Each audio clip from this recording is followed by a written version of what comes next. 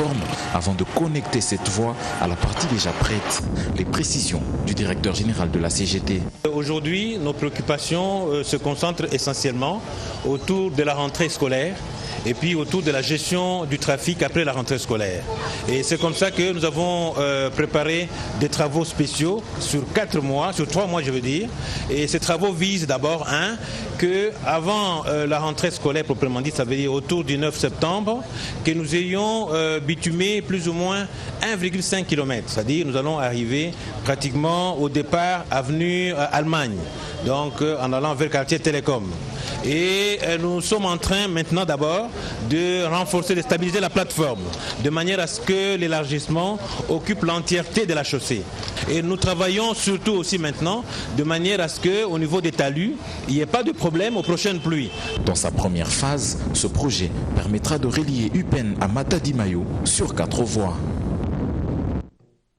Autre chose, à présent, je vous l'annonçais à l'ouverture de cette édition d'actualité, la grande messe culturelle francophone qui était attendue à Kinshasa du 8 au 14 septembre prochain vient d'être reportée. Motif, la plupart des artistes internationaux, journalistes et autres mécènes qui étaient attendus ont tout simplement rebroussé chemin et pour cause, une certaine presse internationale diffuserait des informations alarmantes sur la situation du virus Ebola détecté à l'Équateur. Nous sommes toujours donc ici en RDC, ce qui a d'ailleurs inquiété ces derniers qui ont peur d'une certaine contamination.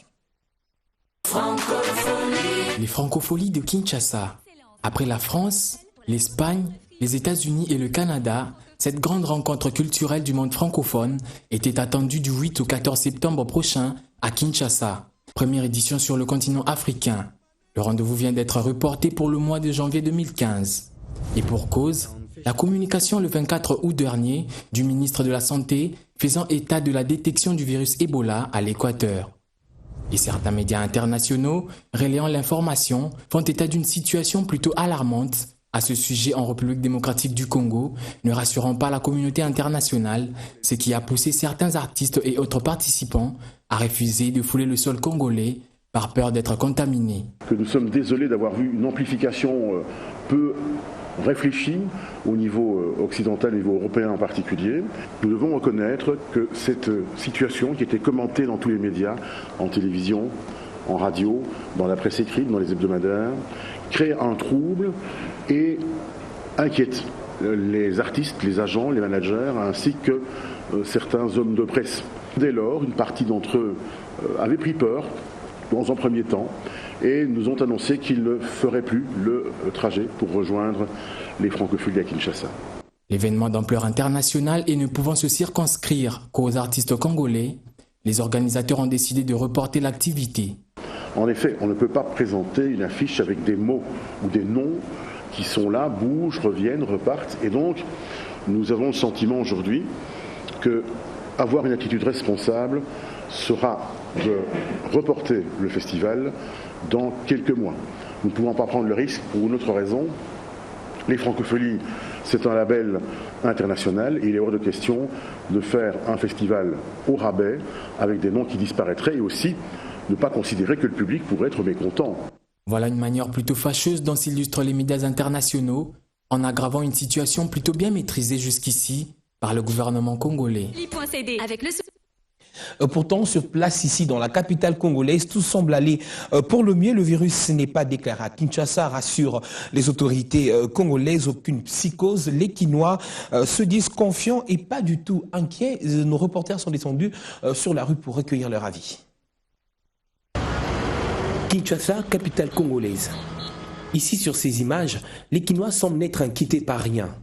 La vie quotidienne poursuit son cours normal, contrairement à une certaine presse internationale qui ferait état d'une situation plutôt alarmante en RDC s'agissant de la réapparition du virus Ebola.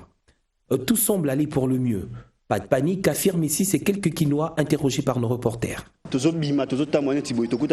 Nous vaquons à nos occupations normalement. On se rencontre dans la rue, on se salue. Il n'y a pas une quelconque panique ici à Kinshasa qui puisse nous empêcher d'exercer nos activités quotidiennes. Tout est calme. Cette information est fausse. Tout est calme ici à Kinshasa. La preuve, Constatez par vous-même comment les gens circulent aisément. Cette information, je l'ai redit, est fausse. Ce n'est pas vrai. C'est une fausse information, un pur et simple mensonge. Le virus n'a pas atteint Kinshasa, c'est au niveau de Guéra à l'Équateur. Ici à Kinshasa, nous nous côtoyons normalement, prenons le bus sans problème. Il n'y a pas d'Ebola à Kinshasa, même pas à Bouende. Tout est calme. Des assurances de toute une population qui ne se fondent pas dans le néant.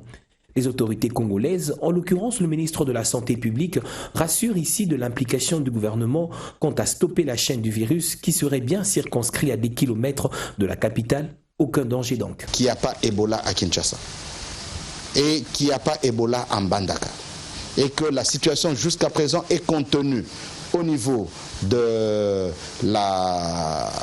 du secteur de Djera. Il y a eu déjà 500 000 $ qui ont été décaissés par le gouvernement de la République et toutes les actions urgentes sont en train d'être menées. Hier, le premier avion est parti. Aujourd'hui, il y a un cargo qui va partir avec le matériel acheté par le gouvernement et certains matériels qui commencent à être donnés par certains partenaires tels que l'UNICEF et l'OMS. Et samedi, un troisième avion va devoir partir également sur Bouende. Le gouvernement congolais rassure de son expertise en la matière, puisqu'à la dernière apparition de la maladie en 2007 à Isiro, les autorités congolaises avaient maîtrisé la situation. À noter également que le type du virus détecté à Guéra dans l'Équateur ne serait pas de même type que celui détecté en Afrique de l'Ouest.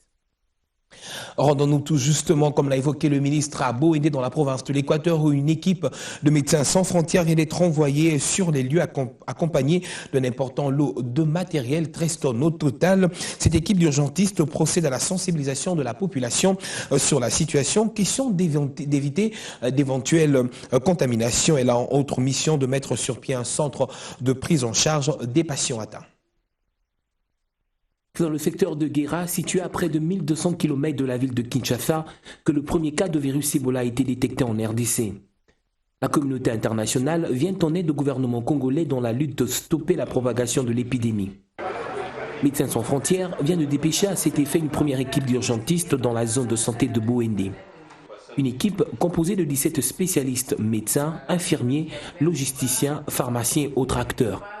À côté de cette équipe, un lot important de 13 tonnes de matériel. Et maintenant, depuis mercredi, on a envoyé 17 personnes supplémentaires de nos équipes, donc des médecins, des infirmiers, logisticiens, promoteurs de la santé, spécialistes en hygiène et assainissement, pour faire un centre de prise en charge à Lokolia.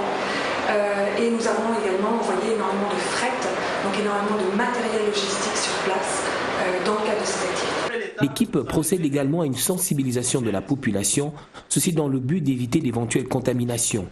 Personnel infirmier, patients, tous sont sensibilisés. La sensibilisation, c'est un élément clé de la lutte contre l'Ebola. Et c'est essentiel parce que ça permet de sensibiliser les personnes sur l'importance de venir dès qu'ils ont des symptômes. Et ça, c'est essentiel parce que ça permet de limiter les risques de contamination à leurs proches, à leurs familles. Donc la sensibilisation est un aspect clé justement de cette prise en charge. À noter que le centre de prise en charge des patients atteints sera mis en place par Médecins sans frontières à Lokolia, l'épicentre de l'épidémie. Ça dépend des autres.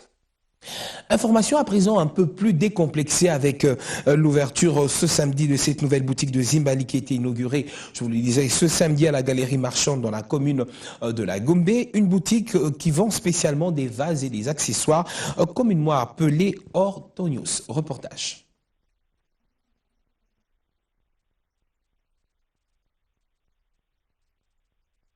Au total, 800 parcelles selon les dernières statistiques de la division du cadastre sont vendues dans la concession.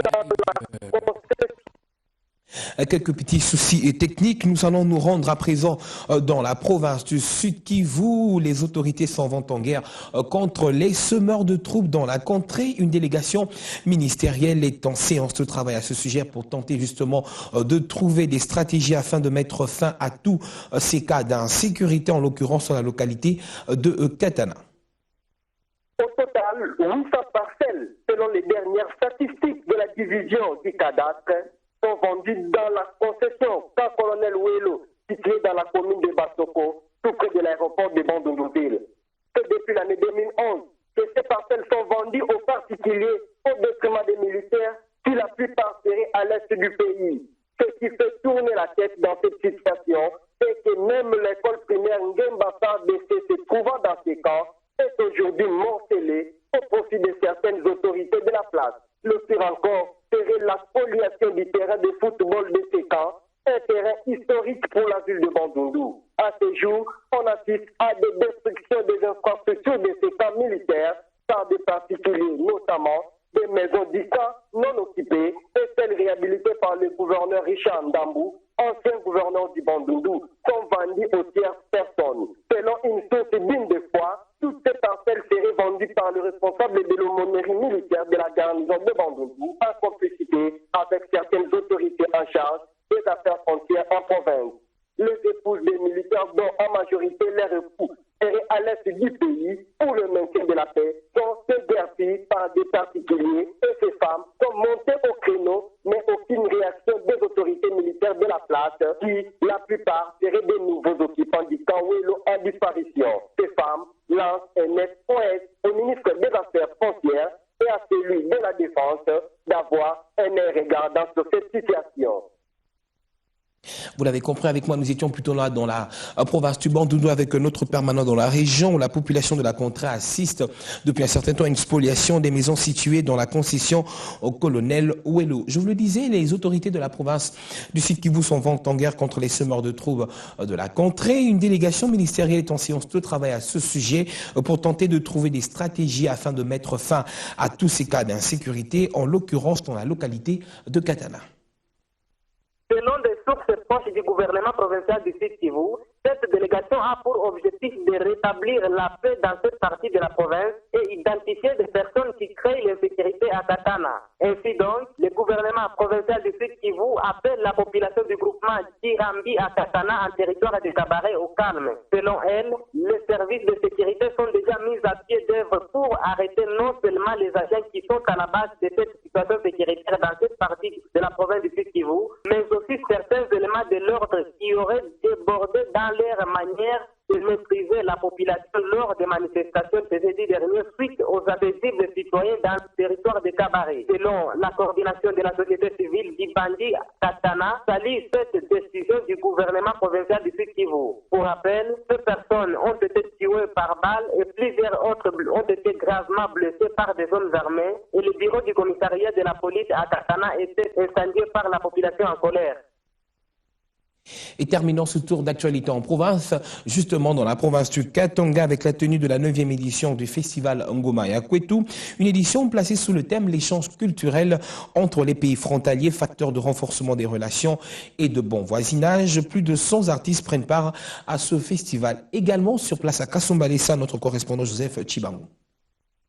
La retenue de 2500 à 3500 francs comme frais bancaires des agents et fonctionnaires de l'État depuis le mois de juillet et ce mois d'août n'arrange pas les agents des services publics de Lubumbashi, touchant entre 100 000 et 90 000 francs congolais. Dans différents bureaux et services de Lubumbashi, les agents et fonctionnaires ne s'accordent pas avec le gouvernement central. La fonction publique menace de déclencher un mouvement de grève si le gouvernement central ne revoit pas cette mesure de retenue sur salaire. Pour ces agents et fonctionnaires, ils reçoivent un salaire net qui ne mérite pas de retenue parce que toutes les rubriques ne sont pas remplies. Avec cette retenue, il est impossible à ces agents d'échapper à cette mesure gouvernementale tant que leur salaire passe par les banques. Toutefois, il y a exception pour les agents et fonctionnaires de l'État qui touchent moins de 90 000 francs congolais. En cas de grève, cette situation risque de pénaliser la fonction publique qui, malgré les efforts de sa délégation syndicale, rien ne change.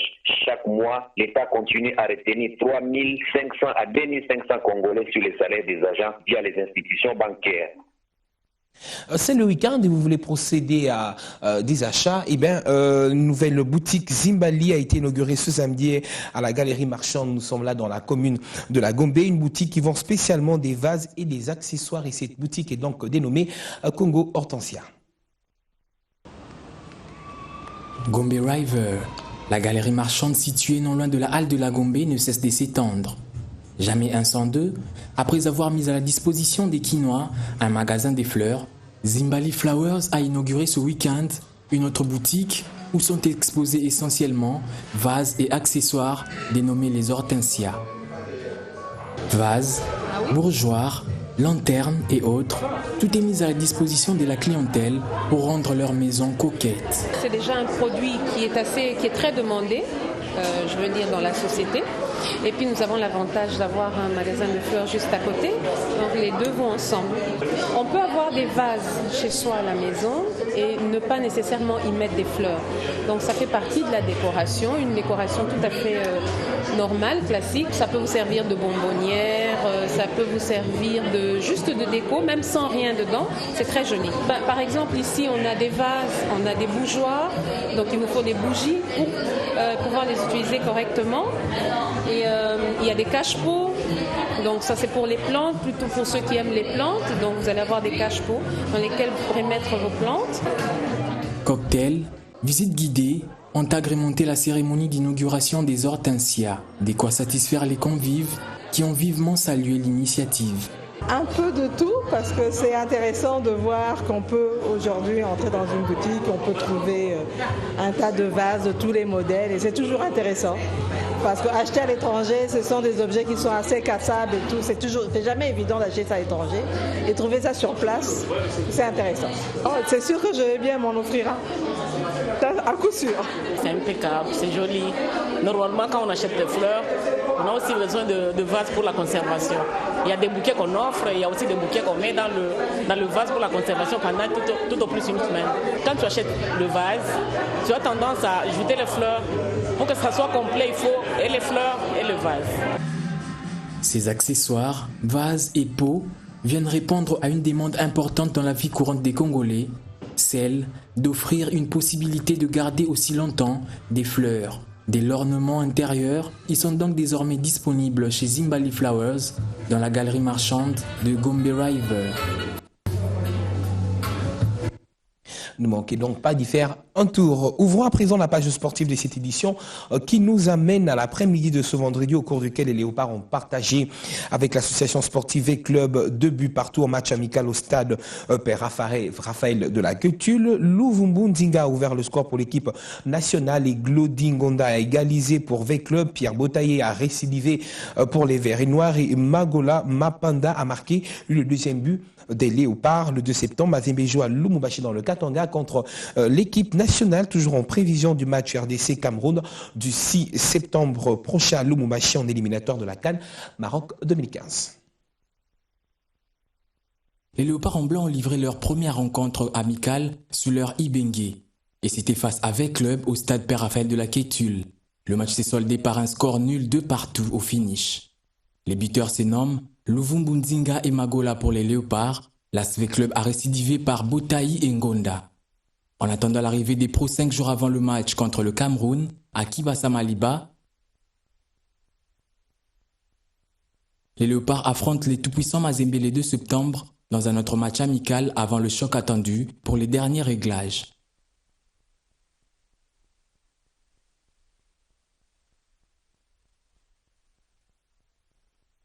Je vous le disais en tout début de cette édition d'actualité, vous êtes amoureux du beau, du luxe, mais également à moindre coût. Eh bien, vous êtes servi avec le lancement de la nouvelle formule de pagne Vlisco dénommée Voilà for You by Vlisco. L'annonce a été faite au cours d'un cocktail. Images et commentaires. Vlisco frappe encore avec sa nouvelle collection Voilà for You by Vlisco. La nouveauté a été présentée ce vendredi 29 août dans la boutique située sur Tombalbaye, derrière l'hôtel de ville de Kinshasa, autour d'un cocktail offert par Vlisco à tous les clients et amoureux du pagne Made in Vlisco, qui étaient donc conviés à découvrir sa toute dernière merveille. Aujourd'hui, Vlisco a lancé la collection 2.5, Voilà for You by Vlisco, qui est notre nouvelle collection dans cette édition de Voilà for You. Et cette collection a des motifs assez lumineux, qui portent vif à la jeune femme congolaise. Et c'est une collection qui est en tout cas abordable pour tout le monde déjà. Donc le Voilà For You, c'est Voici pour vous par Vlisco qui permet fait le chic au quotidien. Le motif, elles sont tellement lumineuses, elles portent la signature créative de la marque Vlisco. Hein, donc, et en tout cas, comme je le disais tout à l'heure, elle est vraiment abordable. Donc on voit souvent les gens qui veulent bien s'habiller en Vlisco, mais disent oh mais tiens, je peux pas m'acheter le Super Wax. Bien, si vous pouvez pas vous acheter le Super Wax, vous pouvez vous acheter le Voilà For You. Donc abordable à tout le monde en tout cas. Nous les offrons en 2 yards, 4 yards et 6 yards. Des modèles pour toutes circonstances à mettre durant tous les jours de la semaine, séduisant à la vue et au toucher. Voilà For You by Vlisco est donc disponible dans toutes les boutiques Vlisco et Houdin à travers le pays. Allez-y et prenez votre plaisir. Fin de cette édition d'actualité, très bon week-end à tous. Ne manquez pas également de suivre l'info en continu sur notre site internet www.bone-tv.com.